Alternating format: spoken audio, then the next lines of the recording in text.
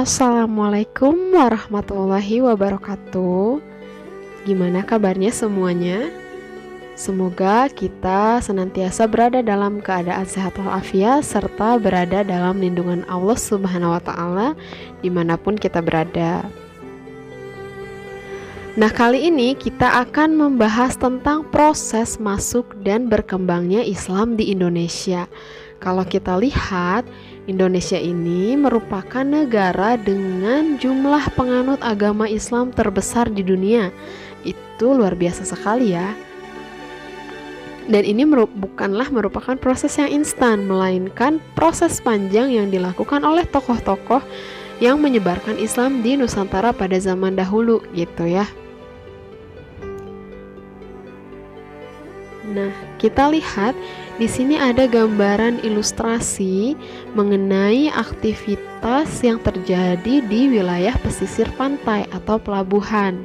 Seperti kita ketahui bahwa pada saat itu dahulu lalu lintas perdagangan itu adalah melalui jalur laut, sehingga aktivitas di wilayah pesisir pantai itu sangat ramai dengan perdagangan, kemudian kunjungan dari luar negeri gitu ya. Dan kemudian gambar yang kedua adalah gambar santri atau anak-anak yang sedang mempelajari Al-Quran gitu ya, atau sedang mempelajari Islam. Nah, sekilas mengenai agama Islam. Agama Islam ini merupakan agama yang lahir di Mekah atau wilayah Arab Saudi yang diturunkan oleh Allah untuk seluruh umat manusia melalui utusannya, yaitu Nabi Muhammad SAW, yang diturunkan pada Ramadan tahun 610. Saat itu Rasulullah berusia 40 tahun, yang didatangi oleh malaikat Jibril di Gua Hiro, dan saat ini mushafnya sudah berbentuk Al-Quran gitu ya. Nah, dari situ Rasulullah menyebarkan ke kerabatnya seperti istrinya Khadijah, kemudian anak angkatnya Zaid, kemudian kepada Ali bin Abi Thalib dan Abu Bakar dan juga yang lainnya. Rasulullah juga menyebarkan kepada masyarakat Quraisy di Mekah gitu ya. Namun tentu saja mendapat berbagai tantangan karena masyarakat Quraisy menganggap bahwa Rasulullah itu akan merusak atau menghancurkan agama asli mereka, yaitu agama Watsani. Nah, mereka juga menganggap bahwa Rasulullah akan menggeser kekuasaan mereka di Ka'bah, sehingga mereka menentang Rasulullah. Akhirnya Rasulullah menyebarkan Islam juga ke wilayah Madinah, sehingga di Madinah ini Islam berkembang dengan sangat pesat dan menjadi wilayah basis Islam pertama gitu ya. Kemudian pada akhirnya Mekah juga menerima Islam gitu. Nah, setelah wilayah Jazirah Arab ini menerima Islam dan juga memeluk Islam, tentu saja para sahabat juga menyebarkan Islam ke wilayah lain di seluruh dunia. Salah satunya adalah di wilayah Asia, dan salah satunya adalah Nusantara atau Indonesia. Nah, kemudian di sini ada teori masuknya Islam ke Nusantara, di mana terdiri atas 3 teori. Yang pertama adalah teori Gujarat. Teori Gujarat ini didukung oleh tokoh yang bernama Snokhrunge, kemudian W.F. Suterheim, dan juga B.H.M. Fleck, di mana mereka meyakini bahwa Islam masuk ke Nusantara pada abad ke-13.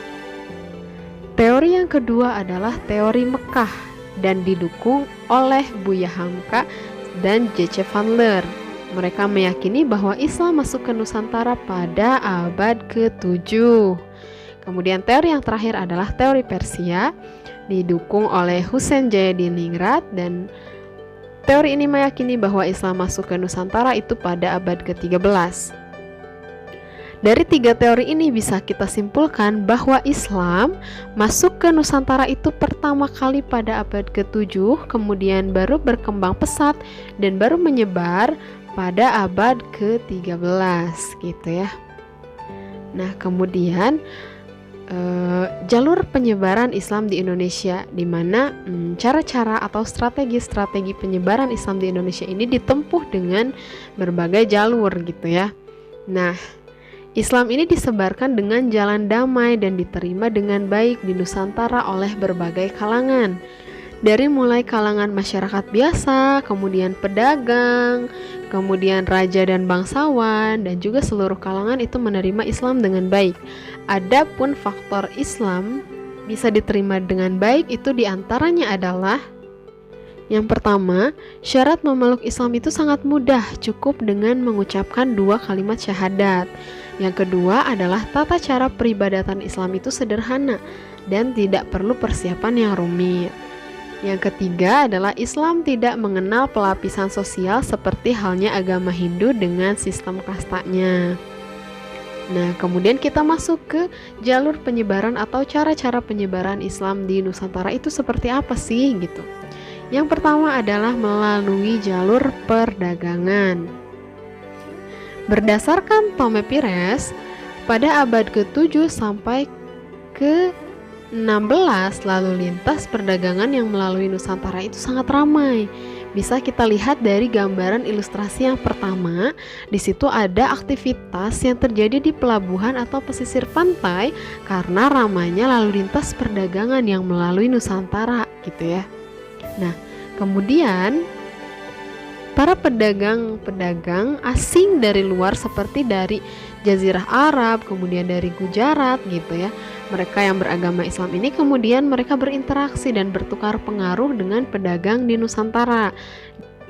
Dan sebagian dari pedagang asing ini tinggal di wilayah dekat pantai yang disebut sebagai Pekojan. Lama-kelamaan jumlah mereka itu semakin banyak sehingga Islam itu menjadi salah satu pengaruh terbesar di tempat tinggal mereka. Hal ini juga menjelaskan mengapa kerajaan-kerajaan Islam di Nusantara seperti misalnya Kesultanan Cirebon, Bone, Banten, Demak, Samudra Pasai, dan juga Kesultanan Islam lainnya selalu berawal dari wilayah pesisir. Para pedagang itu kemudian menjalin kontak dengan para adipati di wilayah pesisir sehingga perlahan-lahan masuk ke lingkaran pusat istana. Ketika raja dan para bangsawan memeluk Islam, rakyatnya juga dengan mudah mengikuti serta memeluk Islam gitu ya. Kemudian faktor lainnya juga adalah karakter dari kultur pesisir yang terbuka dan mudah menerima terhadap hal yang baru gitu.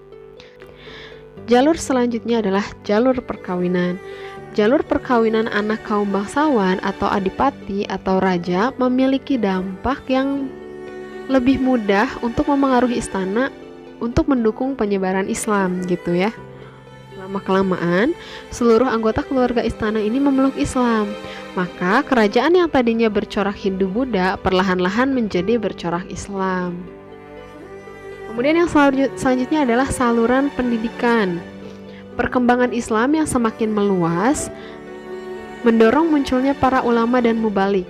Para ulama dan mubalik ini menyebarkan Islam melalui pendidikan dengan mendirikan pondok-pondok pesantren di berbagai daerah. Adapun beberapa pondok pesantren yang didirikan diantaranya adalah Pesantren Ampel Denta di Surabaya yang didirikan oleh Sunan Ampel dan Pesantren Sunan Giri di Surabaya yang didirikan oleh Sunan Giri gitu. Jadi saluran pendidikan ini adalah saluran yang cukup efektif dalam menyebarkan Islam di Nusantara karena santri-santri yang tadinya belajar di pesantren ini kemudian mereka kembali ke daerah mereka masing-masing untuk menyebarkan Islam di daerahnya masing-masing gitu. Nah, kemudian saluran yang selanjutnya adalah saluran ajaran tasawuf. Tasawuf ini berasal dari kata sufi yang artinya kain wol yang terbentuk dari bulu domba.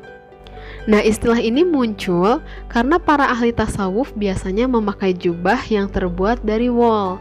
Ajaran tasawuf ini diperkirakan masuk ke Nusantara sekitar abad ke-13, tetapi baru berkembang di abad ke-17 gitu. Ajaran tasawuf ini banyak dijumpai dalam cerita-cerita babat dan hikayat dari masyarakat setempat. Nah, adapun beberapa tokoh tasawuf yang terkenal diantaranya ada Hamzah Fansuri, Syamsuddin As-Sumatrani, Nuruddin Araniri, Sunan Bonang, Syekh Siti Jenar, dan Sunan Panggung. Kemudian ada saluran selanjutnya yang memang ini adalah saluran inti atau cara inti gitu ya dari penyebaran Islam di Nusantara, yakni adalah saluran dakwah. Nah, di mana dakwah ini dilakukan oleh para wali yang biasa dikenal sebagai Wali Songo atau 9 wali. Yang pertama ada Sunan Gresik, kemudian yang kedua Sunan Gunung Jati, selanjutnya ada Sunan Ampel, ada Sunan Giri, Sunan Bonang, Sunan Kudus, Sunan Kalijaga, Sunan Muria, dan Sunan Derajat. Kemudian saluran yang terakhir adalah melalui saluran kesenian. Nah, salah satu yang dilakukan adalah melalui wayang yang dilakukan oleh Sunan Kalijaga, kemudian melalui alat musik atau gamelan yang dilakukan oleh Sunan Bonang, sehingga kita juga saat ini mengenal alat musik yang bernama bonang, di mana alat musik itu pada saat dulu itu dilakukan oleh digunakan oleh Sunan Bonang untuk menyebarkan ajaran Islam, dan juga ada gending. Gending itu adalah lagu-lagu yang berisi syair-syair nasihat dan dasar-dasar ajaran Islam gitu ya. Sehingga kesenian yang telah berkembang sebelumnya itu tidak musnah, namun diperkaya dengan seni Islam. Atau proses ini disebut sebagai akulturasi antara kebudayaan Islam dengan kebudayaan Jawa yang dipengaruhi oleh Hindu-Buddha pada saat itu. Nah, untuk pembelajaran kali ini kita cukupkan dulu sampai di sini, dan semoga bermanfaat, semoga bisa terpahami. Sampai berjumpa kembali di pembahasan selanjutnya, di video selanjutnya ya. Terima kasih atas perhatiannya. Wassalamualaikum warahmatullahi wabarakatuh.